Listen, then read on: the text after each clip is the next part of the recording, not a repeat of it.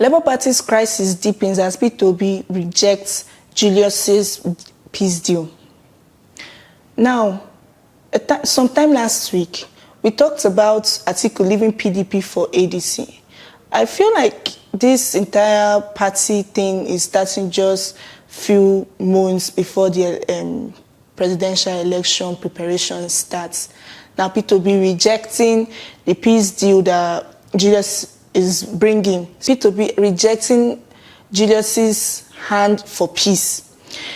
If we all remember, sometime last 2 years, that is during the 2023 preparation for the election, where P2B came out allegedly stating that Julius lacks transparency and that he is, misconcepting the party structure and all.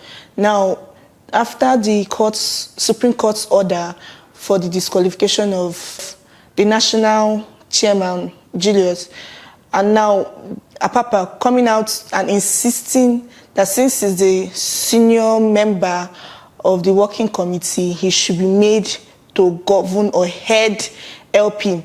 And on the other side, the P2B and other members who went to state that they needed Neman, party chairman, and all of that happening.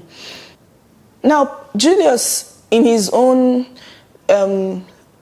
defense, stated that one of the reasons why he's actually, bringing a peace deal is because his plan and hope is to strengthen and fix the internal affairs of the party before the 2027 election, stating that he hopes that with time it will fix the structure and bring back the main reason why citizens see LP as a very transparent party, why people actually feel like Labour Party is their only hope. National coordinator of the Obi movement has come out to state that he said, being the leader of the obedience movement, wherever he stands, that is where we stand.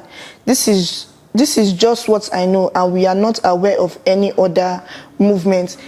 In a interview where he was asked about this entire P2B, rejecting Julius's offer, if it is something of concern, he said this, and he made it clear that P2B is not one who wants a surface, apology. He needs somebody that will reform the system, because if everybody feels that P2B is transparent, if P2B is, one that we always, puts the needs of people first, why will his internal family, that is the party, be in crisis and he cannot fix it? Now, he himself is stating that P2B on his own doesn't like issues and won't want now they say charity begins at home.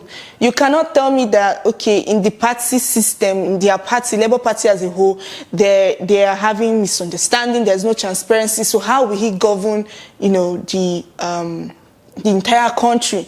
Now, when Julius was asked about his interview, his visit to Wike being in PDP and him being in LP, it was bringing different conspiracies, it was bringing different thoughts.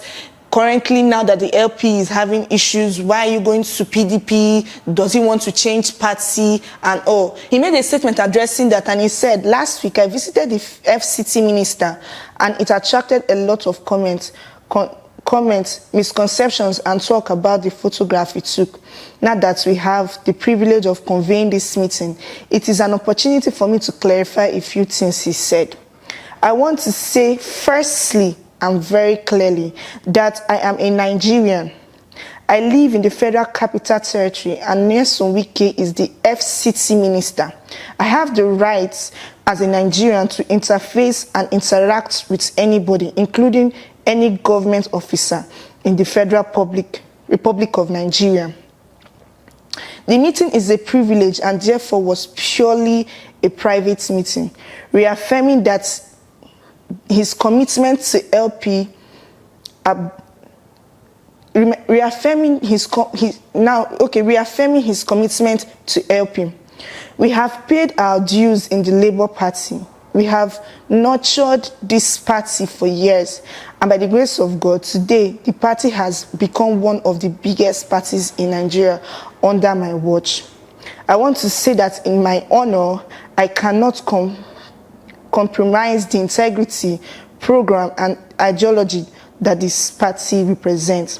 Whenever you see me, rest assured that it is to protect and defend the interests of the party. Now, this is in telling us that the visitation to Wike is not something that we should be alarmed about. With all this crisis happening in the party, the credibility of the party is dropping down to zero. The assurance that the citizens have is dropping down to zero. Because tell me why the former, because he's not the former national chairman, the Apapa, Obi, and many others are really having difficult time coming to an agreement. Now, Julius stating that this peace deal is a sign of him extending an olive branch to not just Peter Obi, but other, persons, both the distressed members who have lost trust in him, so they can all come together and prepare diligently for the 2027 election. Do you think Peter Obi refusing the peace deal is a good idea? Drop your thoughts in the comment section. I remain your host, Austin Precious Chidima.